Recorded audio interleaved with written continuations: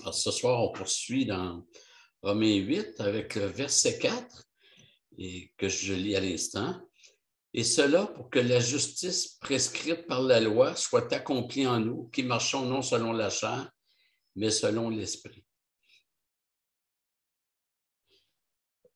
Parce que Jésus a reçu dans sa chair la condamnation de notre péché, nous sommes dégagés de l'emprise charnelle. Autrement dit, c'est ce que Jésus a vécu dans sa chair qui nous permet de ne plus marcher selon la chair. Il y a comme un génie du plan de Dieu qui nous habitue au paradoxe et au renversement. C'est la mort de Jésus-Christ qui écrase la mort. Et c'est la mort qui nous donne la mort de Jésus-Christ qui nous donne la vie. Et le verset 4 souligne la pleine valeur de la loi. Si elle est inadaptée au pécheur pour que celui-ci se place sur la voie de la justice, elle n'est pas rejetée pour autant. Elle est très bien adaptée pour celui qui a le Saint-Esprit. Et Dieu accomplit cette loi en nous, c'est-à-dire que, quand on est justifié, ça c'est une fois pour toutes, c'est réglé, mais on devient de plus en plus conforme à la loi. Je vous ai déjà dit que les commandements, c'est pas juste des impératifs. En fait, sont plus formulés sous forme de promesses. Et c'est vrai qu'un jour, chaque chrétien ne tuera pas. Chaque chrétien ne convoitera pas. Chaque chrétien ne portera pas de faux témoignages. La formulation est faite sous forme de promesses. Et Ézéchiel, je pense que c'est le chapitre 11, dit que Dieu nous donne un nouveau cœur afin que nous suivions ses prescriptions. Donc, l'œuvre de l'Esprit en nous, c'est la puissance que nous avions besoin pour non seulement aimer la loi, aimer la justice, mais aussi la mettre en pratique. L'œuvre de Jésus-Christ nous rend aptes à honorer la loi. C'est pour ça qu'on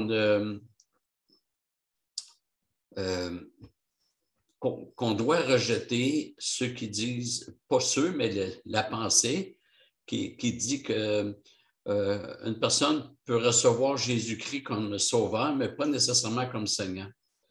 C'est impossible. Les deux vont tellement ensemble. Nous croyons à une grâce qui fait plus que pardonner. C'est une grâce qui transforme, qui sanctifie. Donc, l'accomplissement de la loi n'est pas seulement une œuvre de Jésus-Christ qui demeurerait extérieure à nous, mais c'est un processus qui est engagé dans le chrétien par le Saint-Esprit, qui fait que la loi de Dieu s'accomplit. Nous prenons plaisir dans sa loi et nous avons en lui la puissance d'obéir. Jérémie 31, verset 33, qui parle de la nouvelle alliance. Voici l'alliance que je conclurai avec la maison d'Israël. Après ces jours-là, oracle de l'Éternel, je mettrai ma loi au-dedans d'eux. Je l'écrirai sur leur cœur. Je serai leur Dieu, ils seront mon peuple. L'idée de mettre sa loi en nous, puis de l'écrire sur nos cœurs, ça signifie que Dieu nous donne, une conviction de la loi. Ça va avec la conviction de péché. Ça prend une conviction sur la loi pour avoir une conviction de péché. Et il nous donne aussi une affection pour la loi.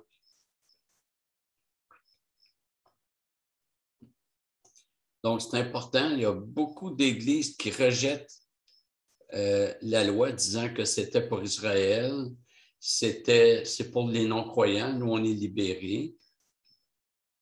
Et ce n'est pas ce que je lis dans l'Écriture. Cette transformation demeure partielle tant que nous sommes dans ce corps de mort. Et c'est ce qui explique la dualité entre la chair et l'esprit. On a vu au chapitre 7 que le chrétien regarde sa chair et ne trouve rien de bon en elle. Elle est encore marquée par le péché. Et comme j'avais dit, Paul ne veut pas insinuer que le chrétien pourrait trouver normal de pécher au sens où ce n'est pas la norme, mais il y a encore sa nature pécheresse. Et il a tout ce qu'il faut pour résister. Le problème, c'est qu'on ne prend pas toujours les moyens pour résister. C'est comme quand Jésus dit à Pierre et aux disciples, « Veillez et priez afin de ne pas entrer en tentation. » Bien, ils se sont endormis.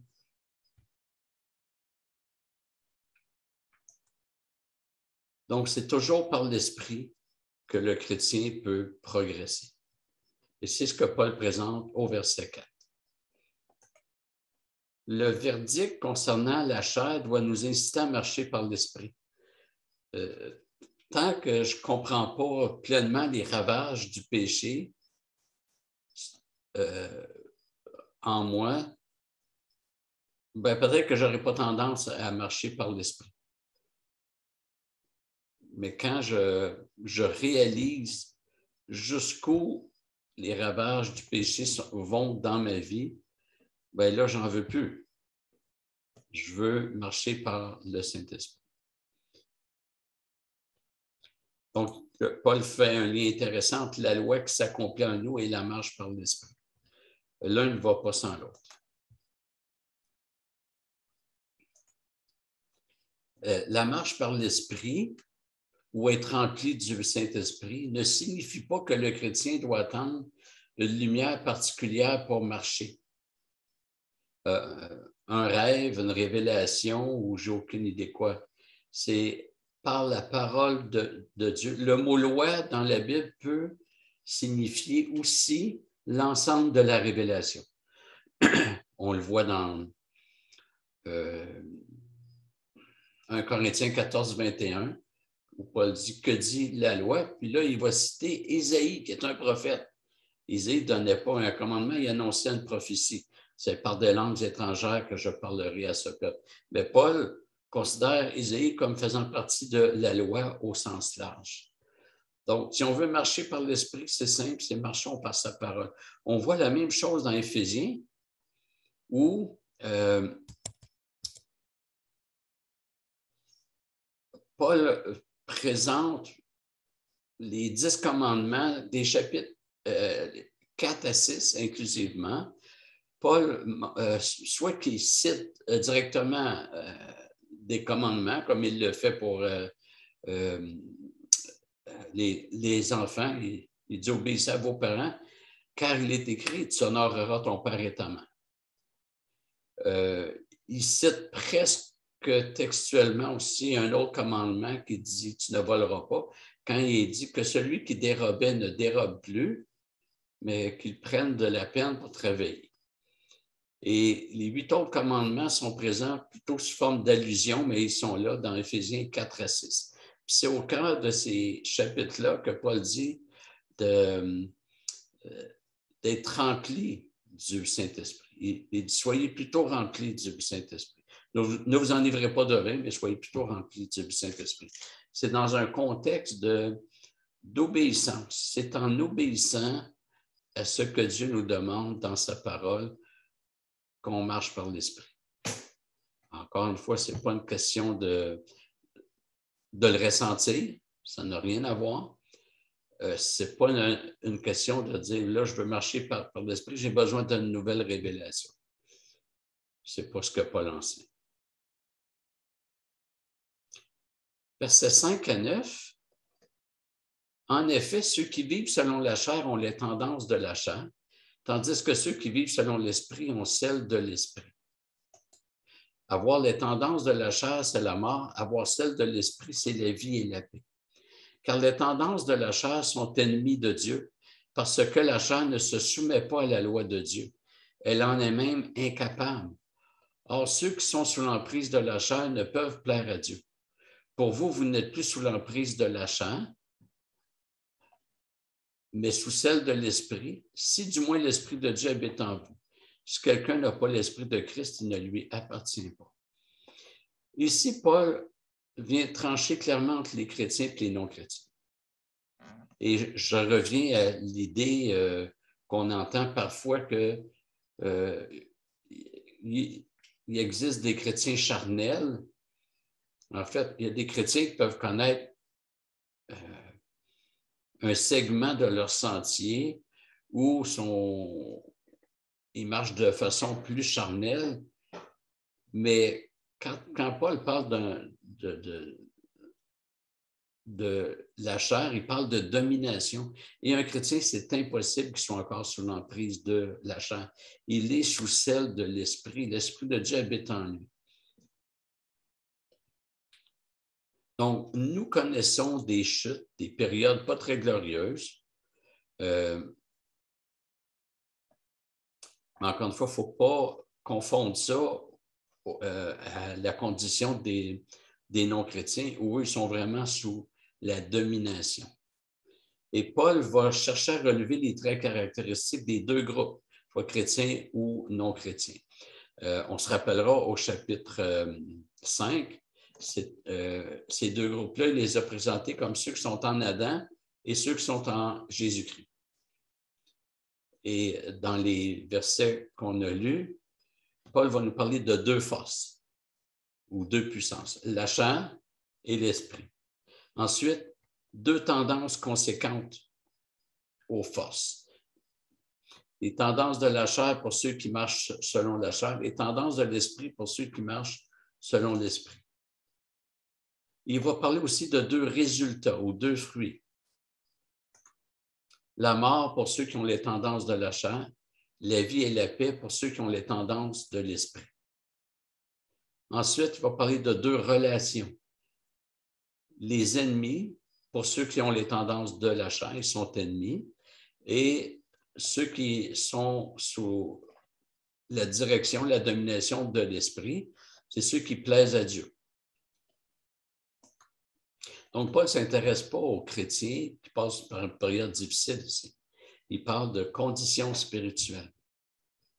Et au verset 9, il y a un élément qui vient déterminer l'appartenance. Tout se décide sur une réalité.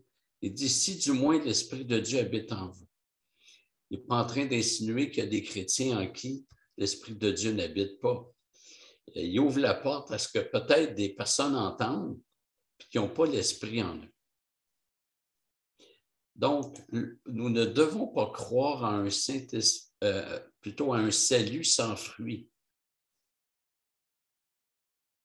Nous ne croyons pas à un salut qui s'obtient par des œuvres méritoires, mais nous devons aussi croire à un salut qui produit les œuvres de Dieu en nous. Parce que le salut, ce n'est pas juste de nous faire échapper à l'enfer, c'est de nous donner une nouvelle nature, une nouvelle identité.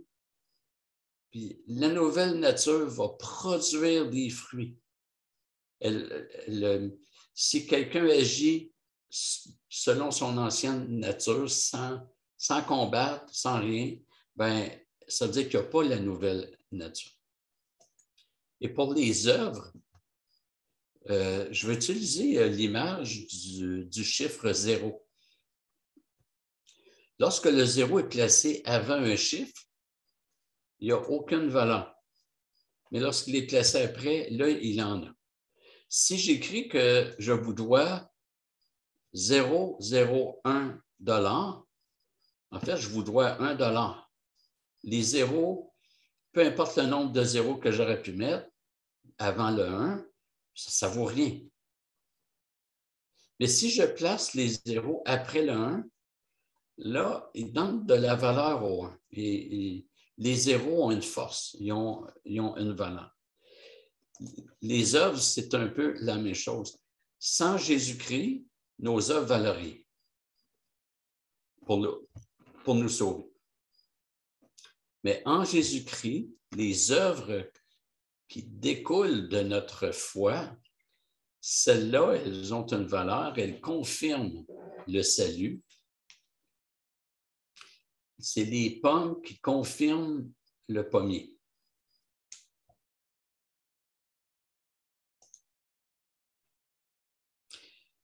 Et dans les derniers versets, on a l'impression des trois personnes dans la Trinité, de la Trinité dans l'œuvre du salut.